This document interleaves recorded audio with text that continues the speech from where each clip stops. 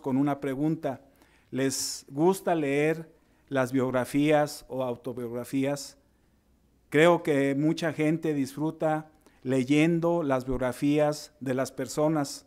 Yo creo que nos gusta leer acerca de las experiencias de otras personas, los logros de estas personas, especialmente de gente famosa en diferentes ámbitos de la sociedad.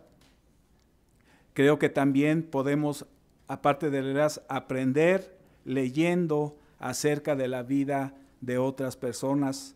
Tal vez nos podríamos identificar con los éxitos de esas personas y también, ¿por qué no?, de sus fracasos, los problemas y las fallas que tuvieron. Gracias. Esas personas, tal vez nos sentimos inspirados por la forma que enfrentaron las adversidades en cada una de sus vidas.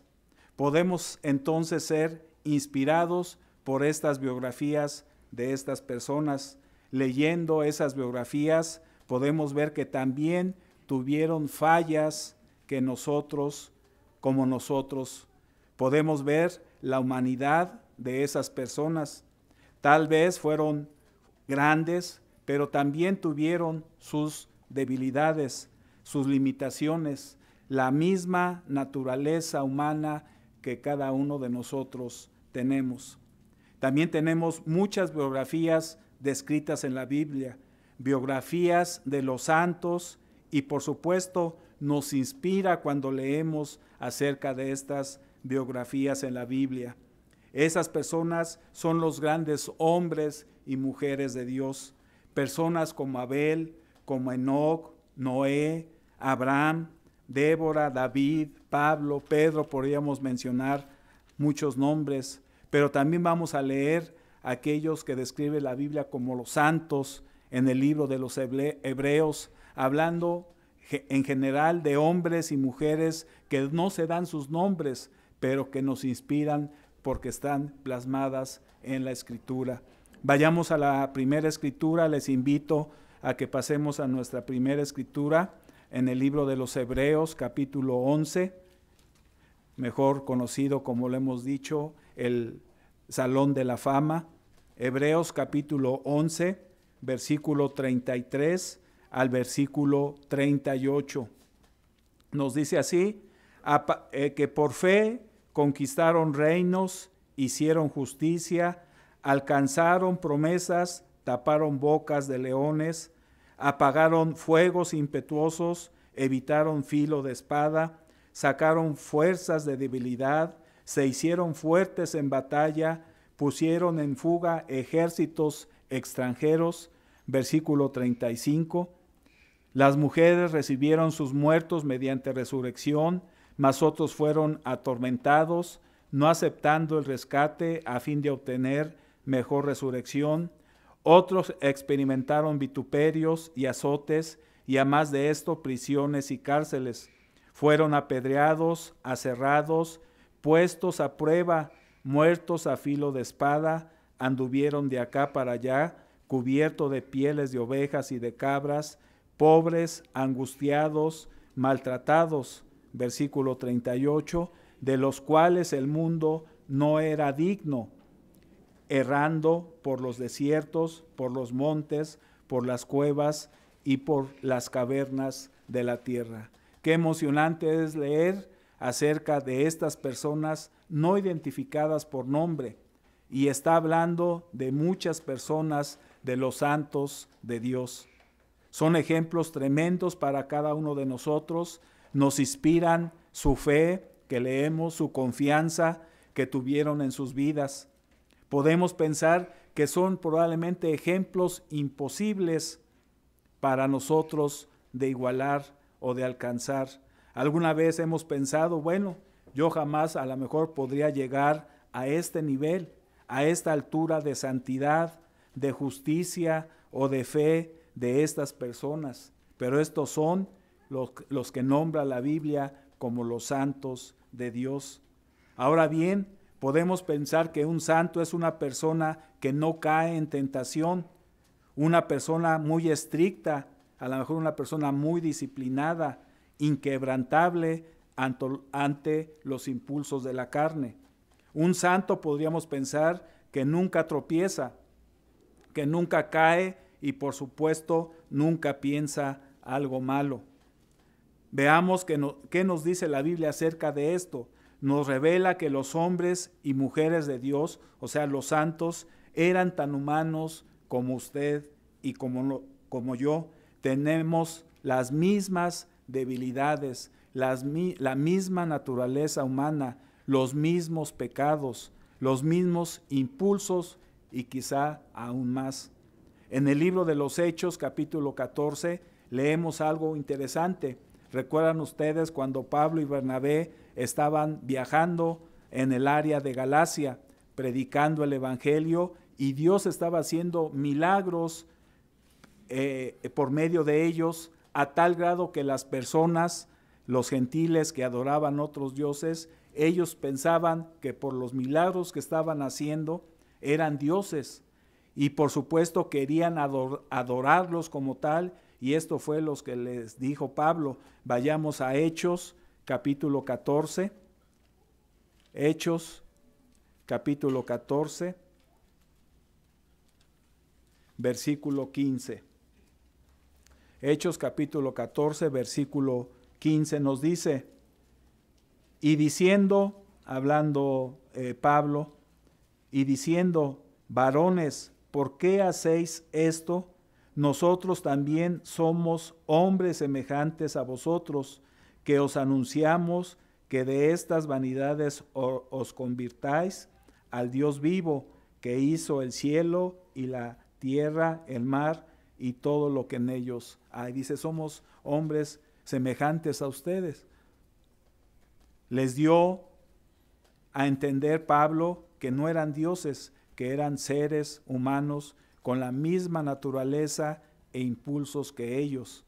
Podemos ser inspirados por la fe, la lealtad, la confianza de estos santos de Dios, pero al mismo tiempo debemos entender que ellos fueron tan humanos como nosotros. Tenían la misma naturaleza humana, tenían sus puntos débiles, pero también tenían sus puntos fuertes.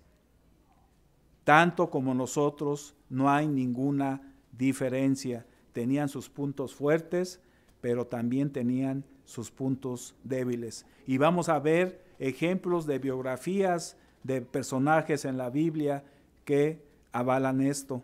Vayamos al libro de Génesis, pasemos al primer libro de la Biblia, al libro de Génesis, capítulo 6.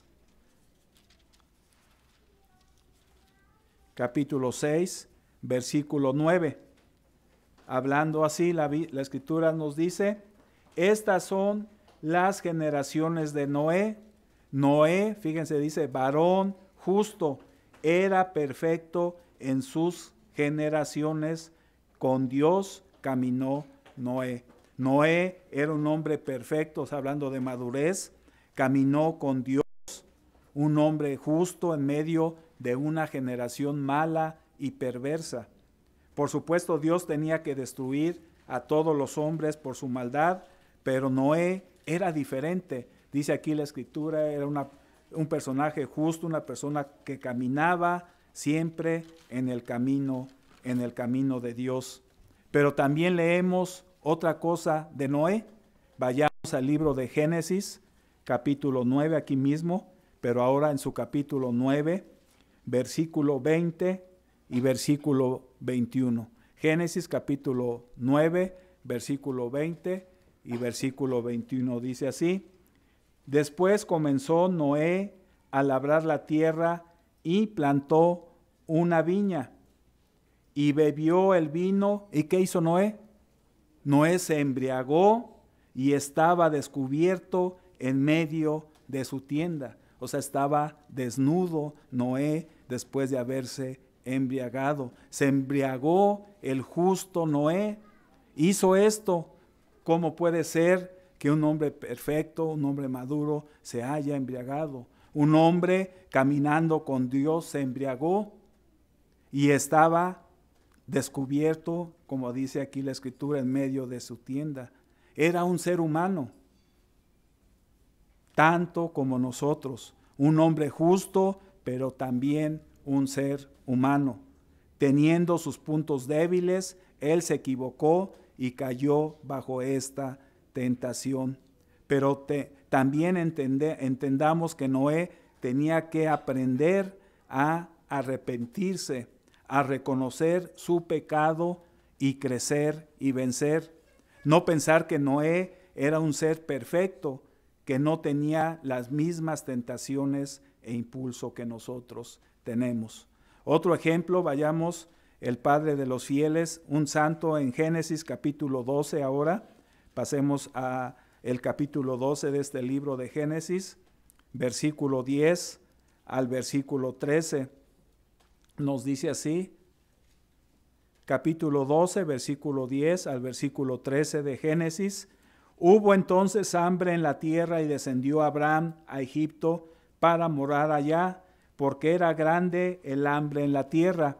Y aconteció que cuando estaba para entrar en Egipto, dijo a Sarai su mujer, he aquí, ahora conozco que eres mujer de hermoso aspecto, y cuando te vean los egipcios dirán, su mujer es, y me matarán a mí, y a ti te reservarán la vida. Ahora pues, di que eres mi hermana, para que me vaya bien por causa tuya, y viva mi alma por causa de ti. No era la verdad, era una mentira. Abraham era un hombre de fe increíble, y hay muchos ejemplos de esto en la Biblia.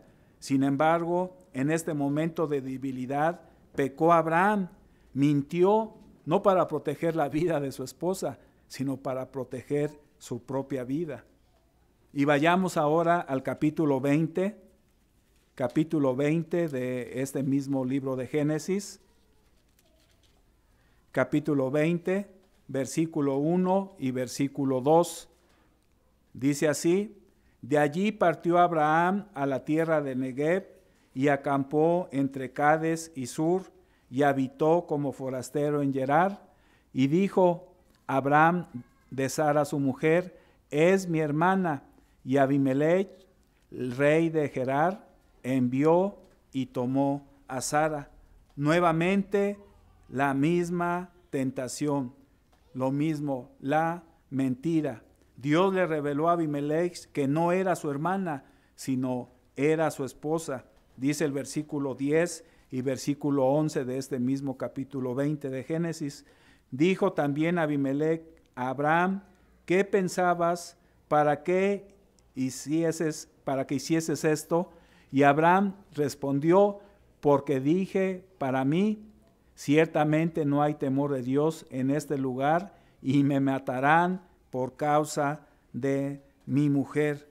Abraham, como nosotros, quiso justificar sus acciones incorrectas igual que nosotros para proteger su vida, no para proteger la vida de su esposa. Y dice así el versículo 12, y a la verdad también es mi hermana, hija de mi padre, mas no hija de mi madre, y la tomé por mujer. Su intención era engañar, no decir la verdad completa. El propósito de un engaño, de una mentira, es engañar, y eso es lo que él quería hacer, engañar a Abimelech, porque realmente era su esposa. Vemos otra vez al ser humano con esos mismos impulsos que nosotros tenemos. Leyendo las historias de estos personajes, no estamos justificando ningún pecado, no estamos tratando de excusar sus pecados, sus fallas o sus debilidades, pero al mismo tiempo podemos ver la misericordia de Dios, la compasión de Dios, la paciencia de Dios, que conoce nuestra condición, conoce nuestra naturaleza, nuestras debilidades. Dios siempre va a trabajar con nosotros con mucha paciencia, amor y compasión. Siempre nos da la oportunidad de cambiar, de vencer, de arrepentirnos y crecer. Pero al mismo tiempo debemos de reconocer que esas personas eran seres humanos. Vamos a ver otro ejemplo ahora de una mujer, de Sara, la esposa de Abraham. Vamos al libro de aquí mismo en Génesis, pero ahora el capítulo 18, versículo 9. 18:9 de Génesis nos dice así: y le dijeron, ¿dónde está Sara tu mujer? Y él respondió, aquí en la tienda. Está hablando sobre el nacimiento del hijo de Sara y del milagro que Dios tenía que hacer para que pudieran tener un hijo ya con su edad de los dos, tanto de Sara como Abraham, avanzada. Veamos el versículo 10 y el versículo 11.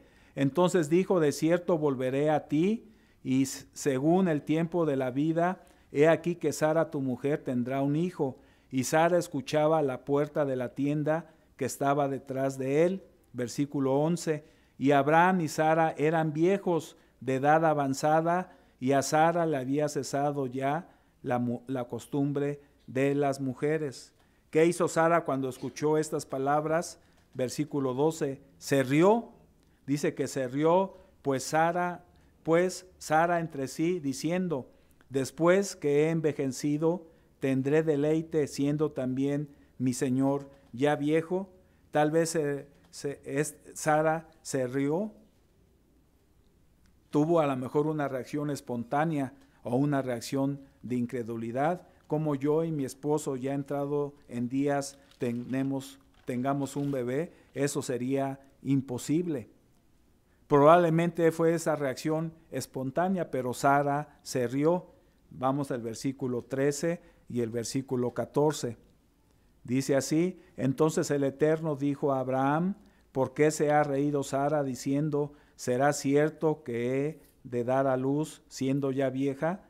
¿Hay para Dios alguna cosa difícil? Versículo 14. Al tiempo señalado volveré a ti, y según el tiempo de la vida, Sara tendrá un hijo. Y dice el versículo 15, entonces Sara negó y diciendo, en otras versiones de la Biblia dice, negó y mintió. Y dice, no me reí porque tuve miedo. Y él dijo, no es así, sino que te has reído. Negó el haberse reído. Fácil hubiera sido que Sara hubiera dicho, bueno, sí, me reí, lo siento, admito mi error, me reí, pero no lo aceptó así. Dice, no me reí, no lo hice, pero Dios sabía que se había reído. Sara también era una persona de fe, y lo podemos ver allá en el libro de Hebreos capítulo 11, versículo 11.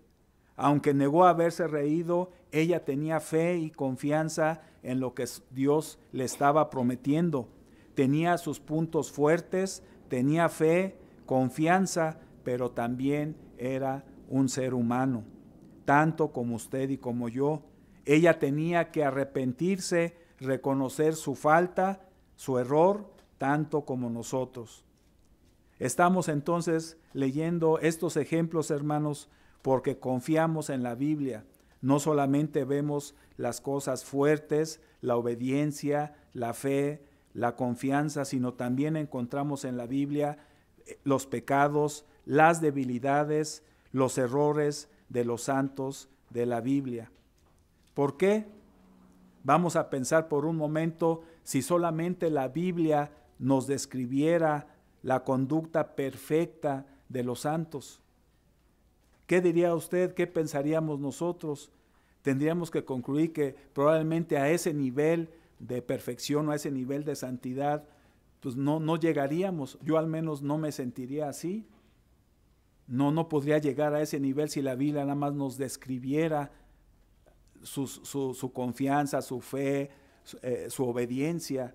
Diríamos, bueno, yo al menos no podría llegar a ese nivel de fe de Abraham, de Enoc, de Noé, y pues caería a lo mejor en un poco de depresión. Pero tendríamos que concluir que todas las personas en la Biblia siempre eran personas de fe, personas justas, obedientes, que nunca habrían caído en un error o en un pecado. Obviamente reconocemos nosotros nuestra naturaleza humana, que nosotros hemos pecado, pero si solamente en la Biblia habría registros de la perfección de los santos, tal vez tendríamos que concluir que nunca podríamos llegar a ese nivel de perfección, a ese nivel de conducta perfecta de esas personas si solamente la Biblia nos diera esos ejemplos de fe, de justicia y obediencia. Entonces tienen un porqué, las biografías que ahorita hemos leído tienen un porqué en la Escritura y lo vamos a ver, por qué están puestas allí. Entonces vemos estos ejemplos para enseñarnos que cada ser humano puede pecar, tiene la misma naturaleza, lo que estamos leyendo desde antaño hasta ahora, desde nuestros padres Eva y Adán. Podemos caer en pecado. Entonces la Biblia nos muestra la humanidad de esas personas, de esos hombres y mujeres de Dios. Eran tan humanos como cada uno de nosotros. Debemos entender que son ejemplos para nosotros, pero quiero recalcar esto, pero no son ejemplo en cuanto a sus pecados y debilidades. No por eso digamos, bueno, pues ahora me voy a emborrachar igual que Noé, o voy a mentir, ¿sí? No son ejemplo en ese sentido. Realmente el único ejemplo para nosotros en ese sentido es el ejemplo perfecto de Jesucristo, quien nunca pecó. Y lo que estábamos hablando es esa perfección absoluta, lo que estaba hablando nuestro ministro en el primer mensaje. Pero tenemos estos ejemplos en el sentido de estas personas quienes tenían la naturaleza, pero vencieron la naturaleza humana. Ellos vencieron, se arrepintieron y vencieron la naturaleza humana y crecieron. Veamos aquí ejemplos de personas que fueron débiles. ¿Y qué pasó con ellos? Se volvieron fuertes. ¿Y qué podemos nosotros hacer? Lo mismo. Si ellos pudieron, también nosotros podemos, porque son personas, no hay nada de extraordinario en ellos, sino que ellos se arrepintieron y crecieron en gracia y en el conocimiento. Entonces nosotros también tenemos que arrepentirnos, reconocer nuestra falta, nuestras fallas, y tenemos que vencer al pecado. Tenemos que hacer exactamente lo mismo que estas personas hicieron, que estos santos de Dios hicieron, porque nosotros también tenemos el mismo poder, el Espíritu Santo que Dios nos ha dado. Vayamos al libro de Job, capítulo 42. Job, capítulo 42, versículo 6, dice así, 42:6 de Job: por tanto, hablando Job, dice, por tanto me aborrezco y me arrepiento en polvo y ceniza. Dios le tenía que indicar cuál era su naturaleza, y esta es la conclusión a la que llegó Job. Job era un hombre justo, obediente, pero también era una persona con fallas. También tenía la misma naturaleza humana y tenía que arrepentirse tanto como cada uno de nosotros. Era lo que tenía que hacer Noé, Abraham. Todos tenían que arrepentirse como nosotros también.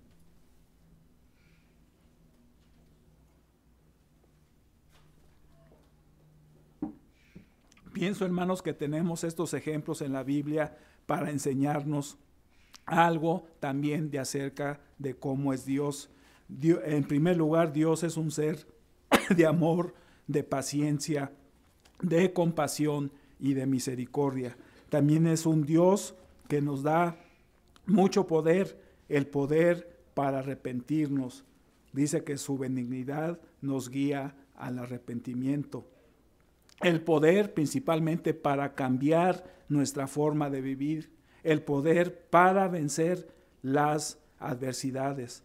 Todo esto viene de Dios, y nosotros tenemos también ese mismo poder del Espíritu Santo que los santos de antaño, los hombres y mujeres de Dios que tenían. Leemos en el Salmo capítulo 51. Fíjense, un hombre del calibre de David. ¿Qué fue lo que pasó con David?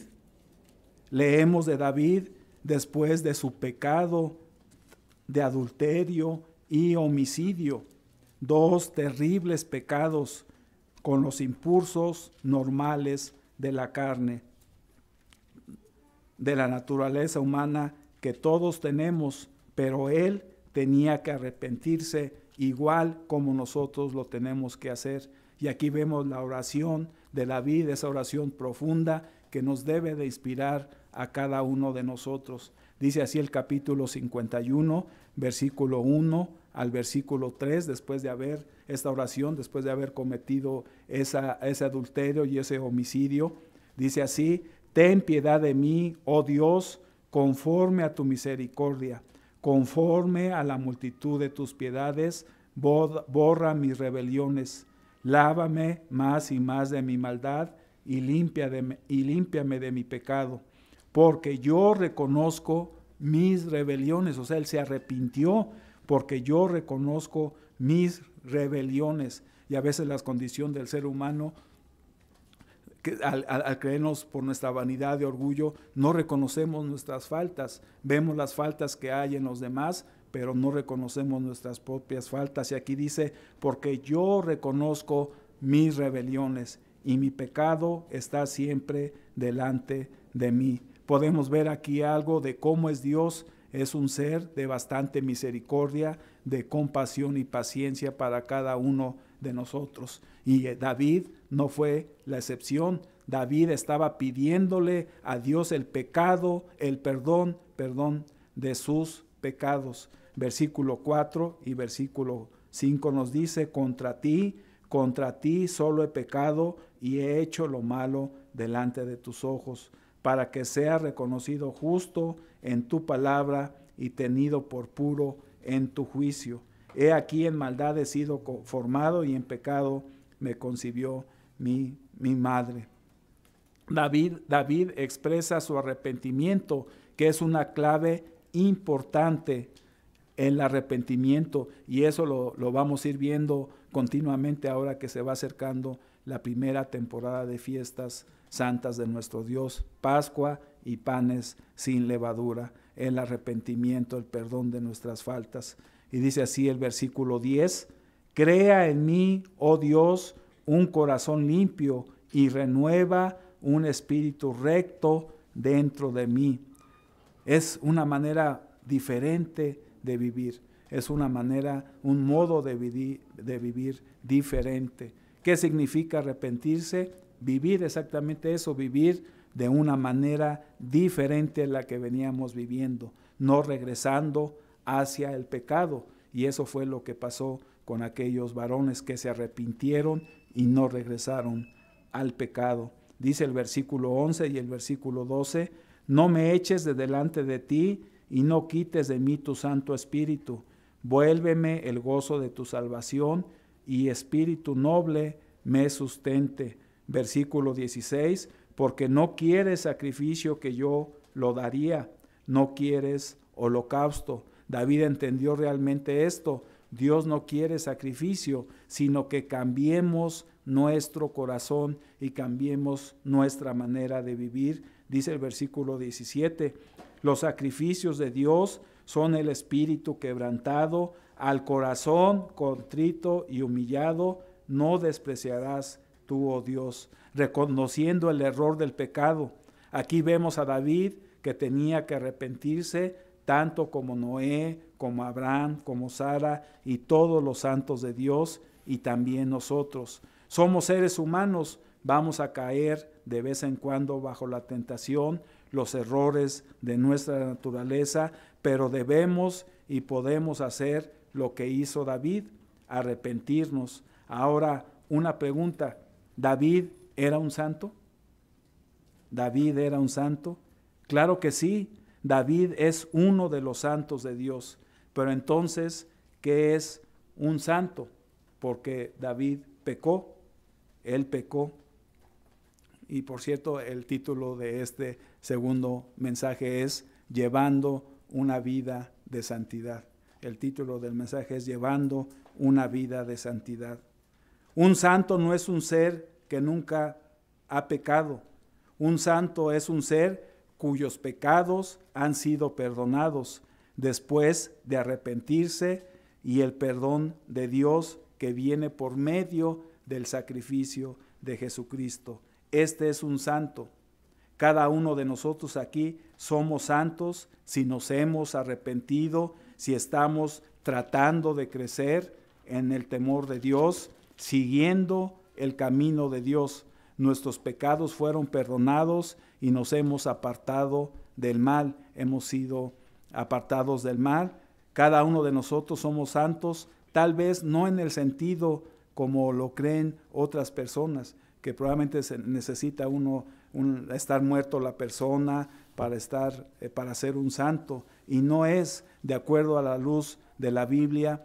Eso no es un santo, y es lo que hay en el mundo, la creencia que en alguna imagen ya hecha de madera o de piedra, alguna imagen, eso para Dios, y lo vemos en la Escritura, no es un santo. Muchas veces la mayoría de la gente no entiende lo que significa ser un santo. La Biblia llama santo, puede ser a un lugar, a una persona o a un tiempo. Lo vemos, por ejemplo, en un lugar. ¿Por qué? Porque Dios pone allí su presencia. Por ejemplo, un lugar, recuerdan ustedes en Éxodo, cuando Moisés fue a ver la zarza que no se consumía, que ardía, pero no se consumía. Dios le dijo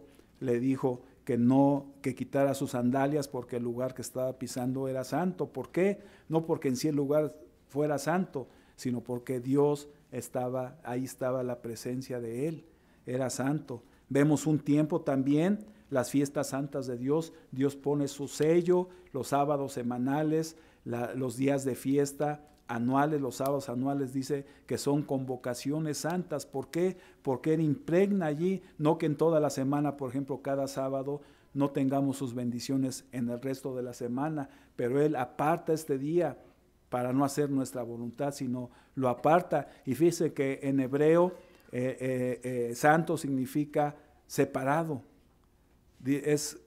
Aquí lo tengo en mis notas. En hebreo santo es Kadesh, K de queso, un asterisco, Adesh, y está relacionado con la palabra separación, y se refiere a algo que está apartado del ambiente mundano y que está reservado exclusivamente para Dios. Entonces existen lugares especiales hechos santos por Dios. De la misma manera también existen personas separadas como santos muy especiales, y vemos a través de la Escritura que en la iglesia primitiva les llamaba santos hermanos. No necesariamente, no tendrían que estar, como la mayoría de la gente piensa, muertos o adorar a alguna figura o en pintura. Eso para Dios no es un santo. Son los que están apartados para Dios y que se han hecho santos por la presencia de Dios, y nosotros lo hemos hecho. ¿Por qué? Porque tenemos el Espíritu Santo de Dios en nosotros, ¿verdad? Así como nuestros hijos también son santos. ¿Por qué? Los que estamos bautizados, porque los hijos tienen el Espíritu Santo con ellos, no en ellos, porque ellos todavía no se han bautizado. Igual las personas que vienen y que no sean bautizadas, el Espíritu Santo está con ellos, los acompañan, los guían. Y cuando ya toman el paso para bautizarse, el Espíritu Santo ya está en nosotros, dentro de nosotros. Entonces eso es lo que nos aparta para Dios. Esto es el Espíritu Santo. Entonces la presencia de Él está ya sea con nosotros o dentro de la persona si es bautizada.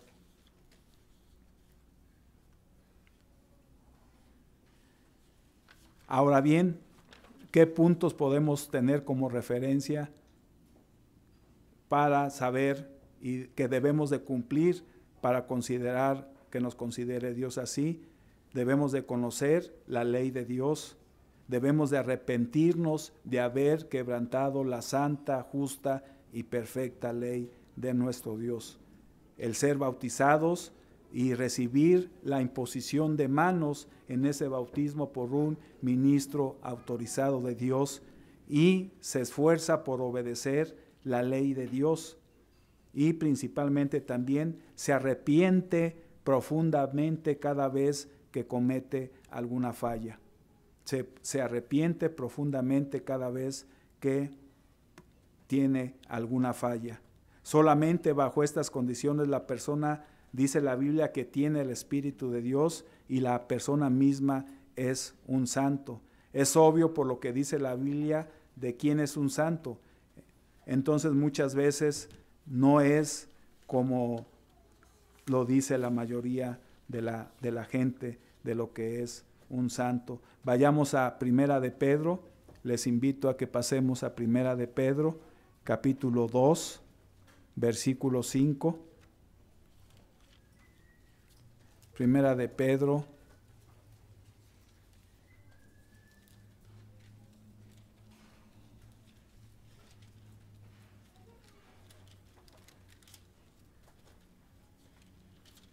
dice así, Primera de Pedro, capítulo 2, versículo 5.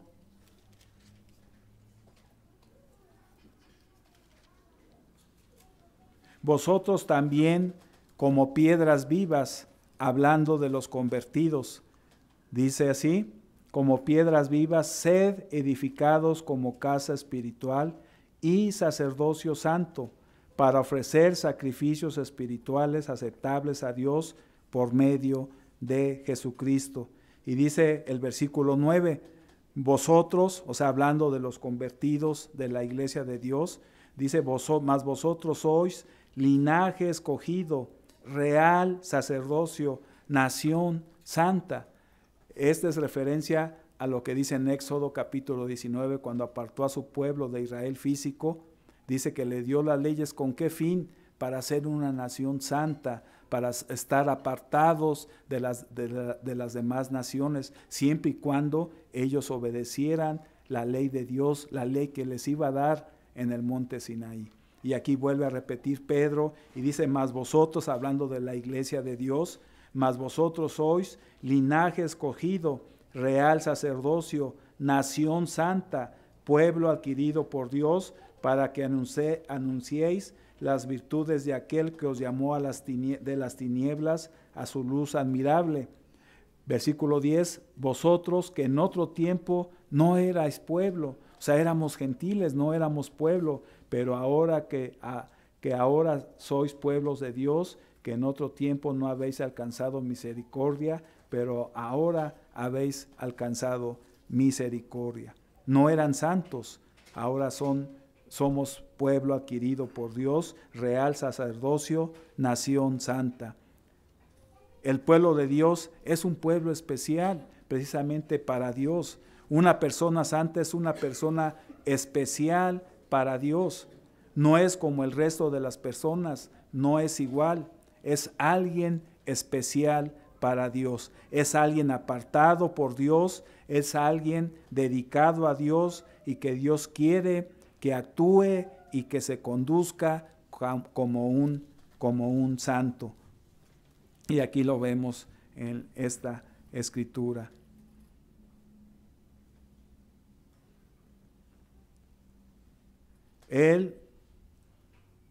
Vayamos ahora, les invito a Salmos capítulo 103. Vayamos ahora al libro de los Salmos, capítulo 103. Versículo 8.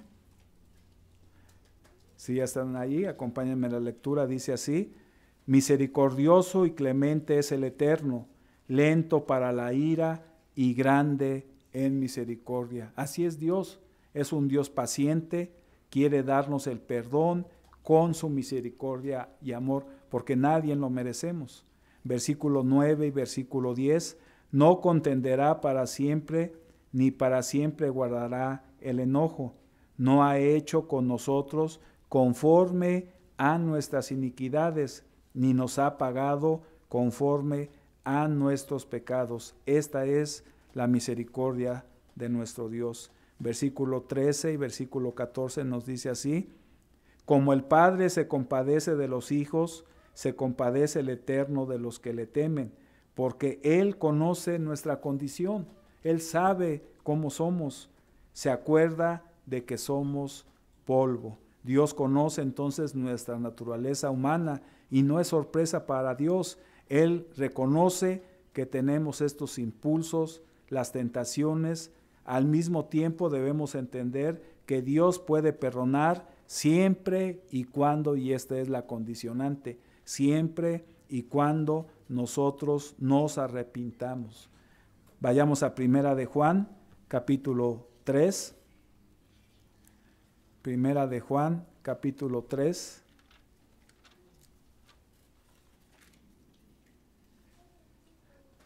Versículo 19 y 20 dice así: y en esto conocemos que somos de la verdad y aseguraremos nuestros corazones delante de Él, pues si nuestro corazón nos reprende, mayor que nuestro corazón es Dios, y Él sabe todas las cosas. Y hay personas que a veces vivimos con un sentido de culpabilidad, que siempre pensamos que Dios no nos ha perdonado nuestros pecados, y siempre llevamos este sentimiento muchas veces pensando que todavía tiene Dios presente nuestras faltas, nuestros pecados, y nos sentimos deprimidos. Pero Dios no, es más grande que eso, es más grande que nuestro corazón y nos puede perdonar. Él es más grande que la culpa. Él nos puede perdonar y no debemos de llevar ese sentimiento. Si nos hemos arrepentido de nuestros pecados, debemos tener la confianza de que fueron perdonados al 100% esos pecados. Ya no están delante de Él. Es como si nunca hubiesen ocurrido para Dios. Dios es más grande y Él sabe todas las cosas. Veamos el versículo 21.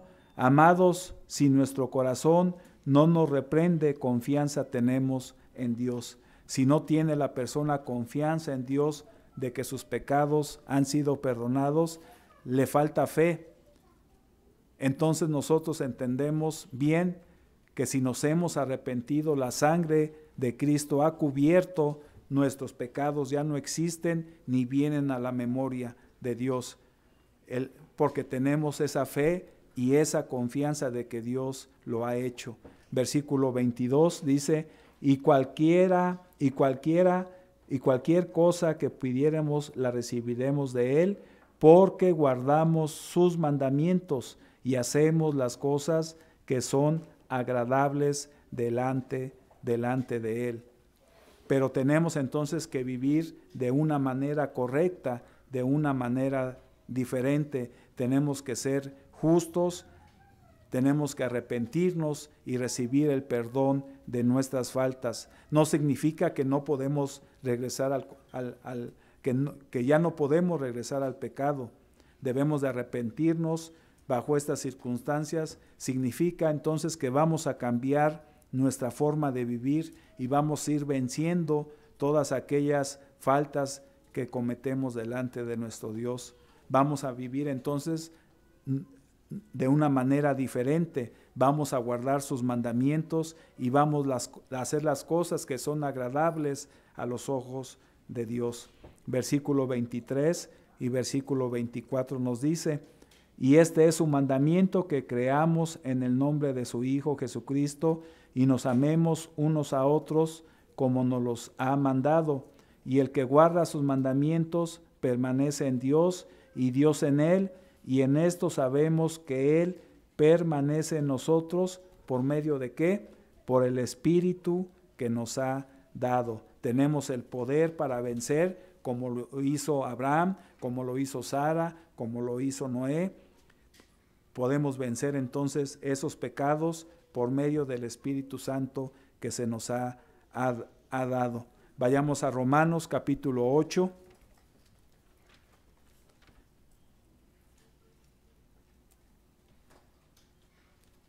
No, perdón.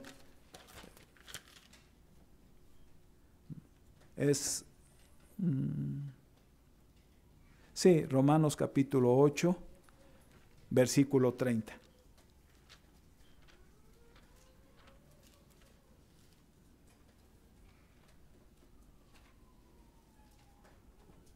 Dice así, capítulo 8, versículo 30 de Romanos, dice: y a los que predestinó, a estos también llamó, y a los que llamó, a estos también justificó, y a los que justificó, a estos también glorificó.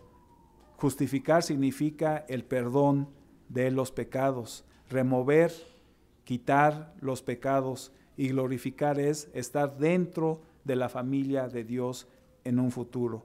Cada persona que ha sido llamada por Dios va a ser perdonada por Dios y va a ser glorificada como hijo dentro de la familia de nuestro Dios en aquel tiempo.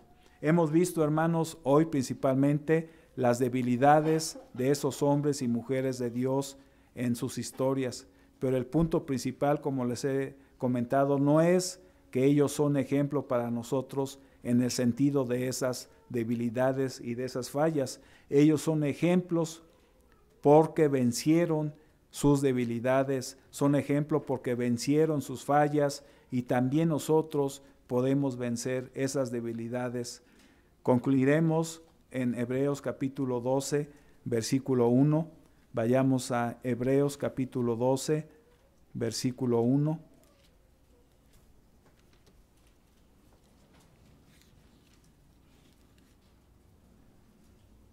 Dice, por tanto, nosotros también teniendo en derredor nuestro tan grande nube de testigos, los santos de la Biblia, los hombres y mujeres, estos ejemplos que son para nosotros.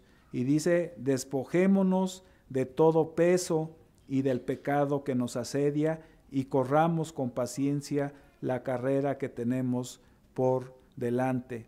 Eso es lo que hicieron ellos, son nuestros testigos, porque son nuestro ejemplo. Ellos se despojaron, como dice la Escritura, de todo peso y del pecado que los asediaba. Tenían la misma naturaleza, tenían las mismas fallas. Ellos se despojaron de los pecados y ellos vencieron por medio de la ayuda de Dios a través de su Espíritu Santo. Nosotros también podemos despojarnos si nos arrepentimos y si seguimos en el camino de Dios y corremos la carrera que tenemos por delante. Y dice el versículo 2, puesto los ojos en Jesucristo, el autor y consumador de la fe, el cual por el gozo puesto delante de él, sufrió la cruz, menospreciando el oprobio, y se sentó a la diestra del trono de Dios. Lo que hicieron ellos, y es lo que nosotros tenemos que hacer en Cristo, seguir su ejemplo de liderazgo, su ejemplo de perfección, pero también su sacrificio, porque Él es nuestro Salvador.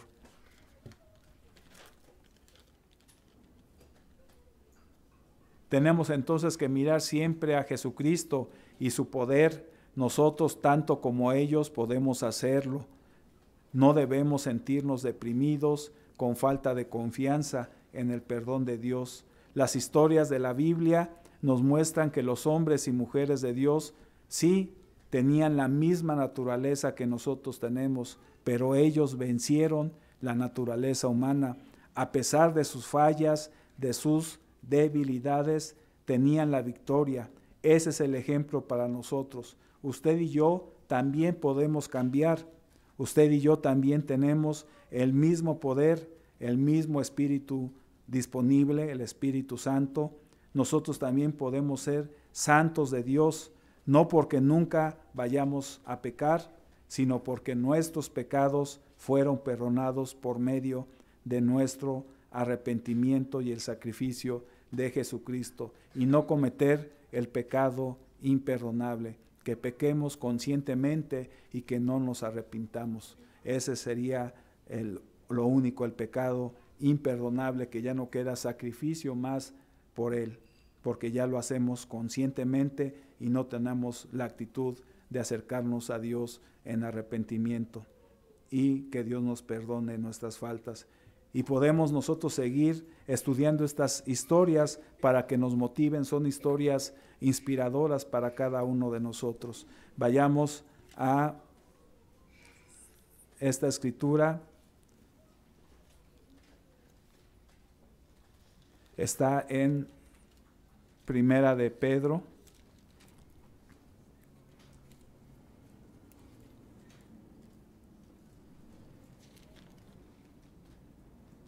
Ahorita les doy la cita.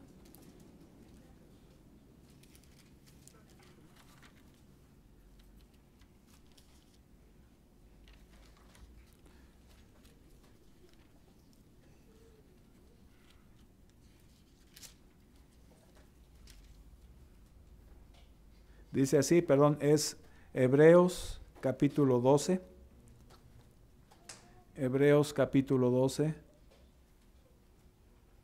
versículo 14. Hebreos capítulo 12, versículo 14. Dice así, seguid la paz con todos y la santidad. O sea, son dos requisitos. Dice, seguid la paz con todos y la santidad. ¿Para qué? Dice, sin la cual nadie verá al Señor. En la versión Dios habla hoy, este versículo dice así, procuren estar en paz con todos. Procuren estar en paz con todos y llevar una vida santa, pues sin la santidad nadie podrá ver al Señor. Que tengan feliz sábado.